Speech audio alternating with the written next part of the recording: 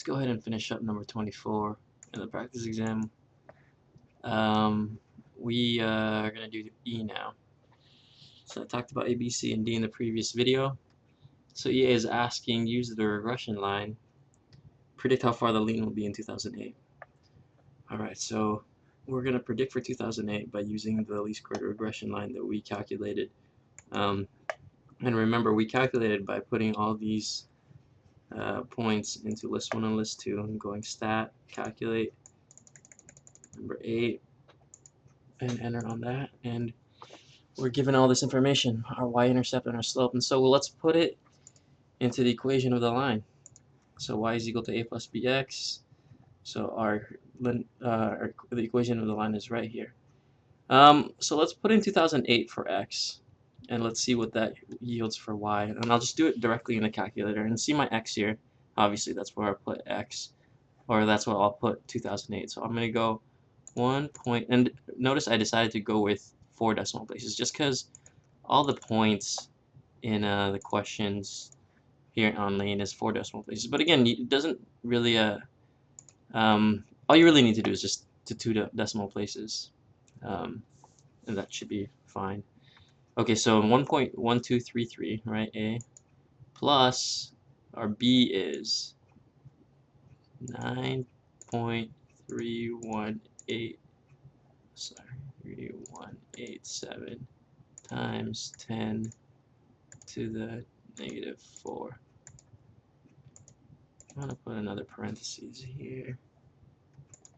Notice I'm putting all these parentheses just so my computer knows what the calculations are first. So anytime you put a parentheses, you're telling the calculator, calculate this first. So here I put a parentheses from 9.3187 times 10 to the negative 4. I told the calculator, calculate that out first, and then multiply that with the next parentheses, which is, whatever that is, times 2008, and then close parentheses.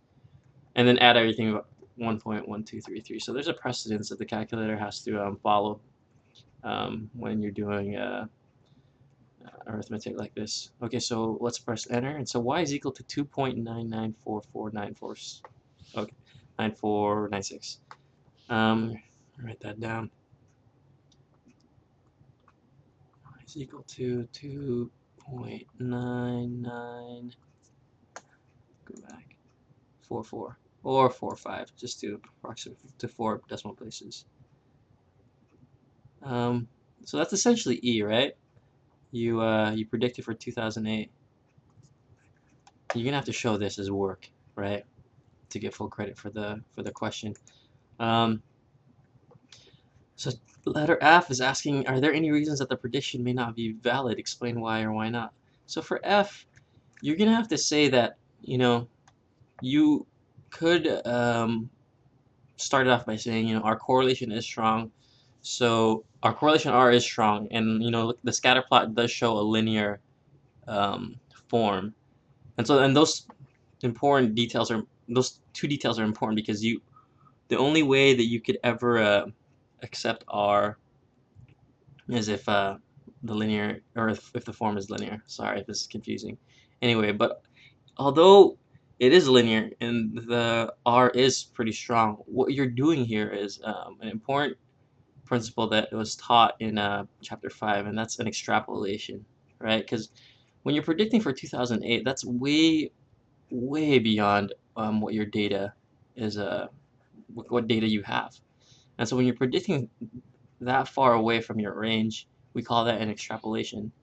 An interpolation is when you're predicting inside your range, right? But an extrapolation is beyond your range. So whenever you do that, you're risking error because you don't know what exactly happens here. You don't know if this continues into a linear form. It might curve or start going on a straight line.